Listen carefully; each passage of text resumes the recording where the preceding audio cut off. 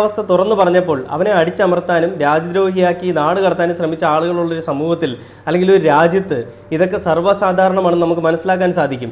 അപ്പോൾ report channel ചെയ്തൊരു പ്രവൃത്തി എന്ന് പറഞ്ഞാൽ അവരത് കവർ ചെയ്യാനായിട്ട് പോയി, അത് മറ്റുള്ളവരെ അറിയിക്കാനായിട്ട് പോയതാണ്. അവരവിടെ ചെന്നിട്ട് അവിടുത്തെ വാർഡ് മെമ്പറിനെ വിളിക്കുന്നുണ്ട്. ഈ ഒരു റിപ്പോർട്ട് ചാനലിനും ആ ഒരു സംഘത്തിനും എൻ്റെ ഒരു ബിഗ് സല്യൂട്ട്. കാരണം മാധ്യമധർമ്മം എന്ന് പറഞ്ഞാൽ ഇതൊക്കെയാണ്.